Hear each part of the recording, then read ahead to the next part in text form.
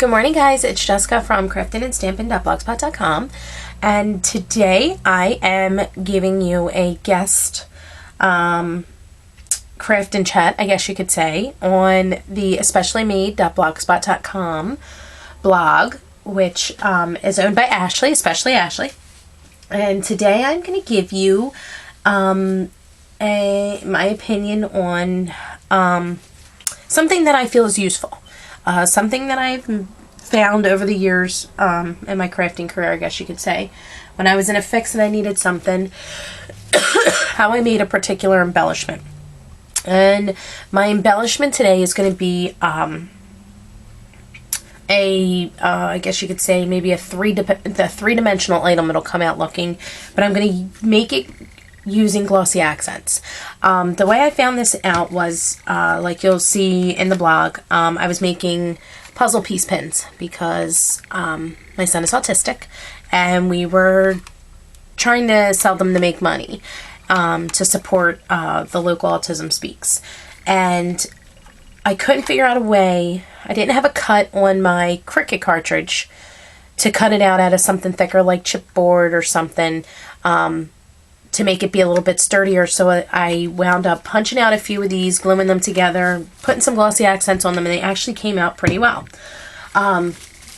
So today I'm going to show you, I wanted to make an embellishment, and we could pick any color we wanted, it doesn't matter.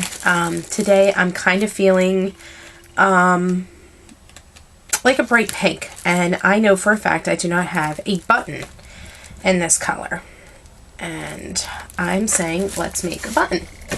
So here's how simple it is to make yourself an item that you don't have, that you are looking to put on a card or a scrapbook page, something you want to make pop up and pop out at you without using a pop dot. You want to make it look like an actual button or something that is for real, I guess you could say. Here's how simple it is. What you need is a punch, or whatever punch, whatever die cut. If you have the die cut on your, say for your Cricut or your Cameo or whatever it is, but you don't have a deep cut blade, so you can't make it out of chipboard, so you know you have no choice but to make it out of cardstock. Cut out a few of them. In my case, I'm just going to punch out a few. 5 seems to be a good number for me.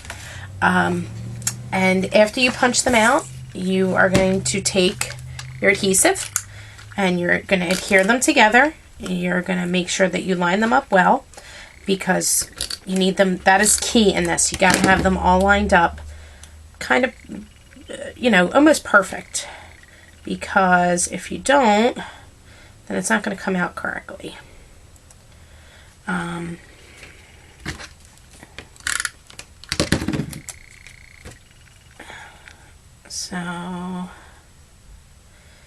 And what I mean by correctly is the Glossy Accents is going to go right into inside of it, and you don't want that, obviously.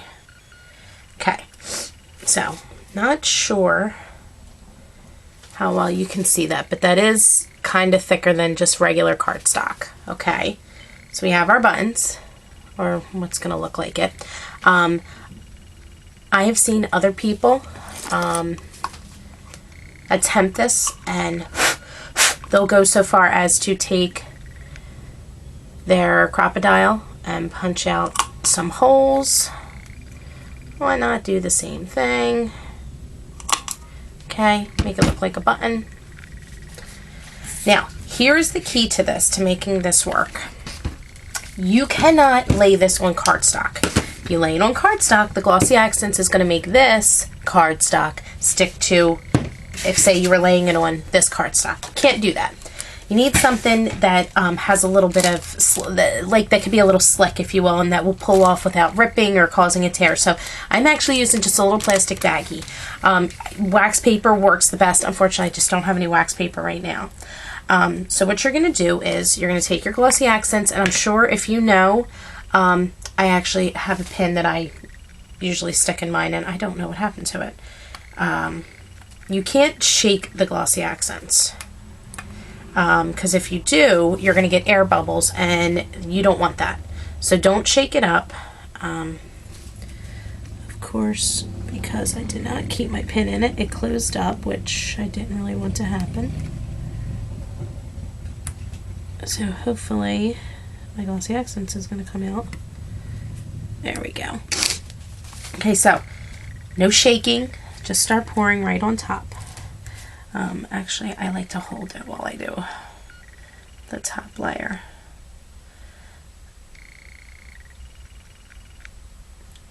Okay.